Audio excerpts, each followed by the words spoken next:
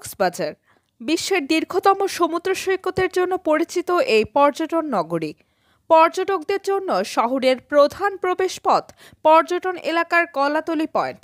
এই পয়েন্টেই রয়েছে ডলফিন মোড় নামে পরিচিত গোলচক্কর।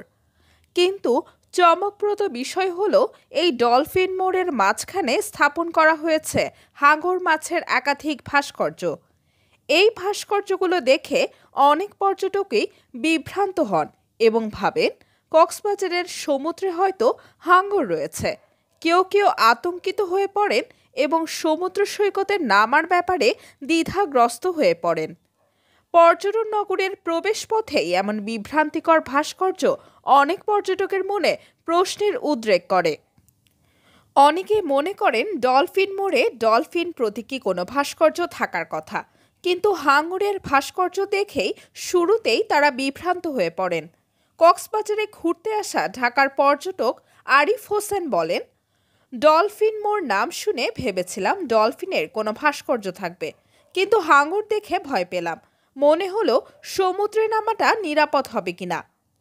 বিশেষজ্ঞরা বলছেন একটি পর্যটন শহরের প্রতীকী স্থাপনা স্থানটির পরিচিতি এবং ভাবমূর্তির সঙ্গে সামঞ্জস্যপূর্ণ হওয়া উচিত। কক্সবাজারের মতো একটি আন্তর্জাতিক পর্যটন শহরের প্রধান প্রবেশপথে এমন বিভ্রান্তিকর ভাস্কর্য পর্যটনের ব্র্যান্ডিংয়ে নেতিবাচক প্রভাব ফেলতে পারে। স্থানীয়রা বলছেন ডলফিন মোড়ের নামটি ঐতিহাসিকভাবে গুরুত্বপূর্ণ, কিন্তু এখানে হাঙরের ভাস্কর্য স্থাপনের ফলে ডলফিন মোড়ের ঐতিহ্য এবং পরিচিতির সাথে কোনো মিল থাকছে না।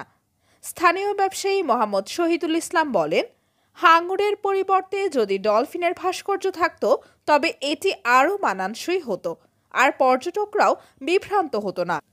পর্যটন সংশ্লিষ্টরা এবং স্থানীয় জনগণ চাইছেন ডলফিন মোড়ের গোলচক্করে একটি ডলফিনের ভাস্কর্য স্থাপন করা হোক, যা জায়গাটির নামের সঙ্গে সামঞ্জস্যপূর্ণ হবে। কক্সবাজার শহরের মতো একটি পর্যটন নগরীর প্রবেশপথে এমন একটি ভাস্কর্য পর্যটকদের বিভ্রান্ত না করে আনন্দ এবং স্বাগত জানানোর অনুভূতি সৃষ্টি করা উচিত। আশা করা যাচ্ছে স্থানীয় প্রশাসন এবং পর্যটন উন্নয়ন কর্তৃপক্ষ বিষয়টি গুরুত্বের সাথে বিবেচনা করবে। এই বিভ্রান্তিকর ভাস্কর্যের স্থানে যদি ডলফিনের ভাস্কর্য স্থাপন করা হয় তাহলে পর্যটকরা স্বাচ্ছন্দ্য বোধ করবেন এবং কক্সবাজারের পর্যটন খাত আরও সমৃদ্ধ হবে। প্রশাসনের দ্রুত পদক্ষেপের মাধ্যমে এই সমস্যা সমাধান হবে, এমনটাই প্রত্যাশা।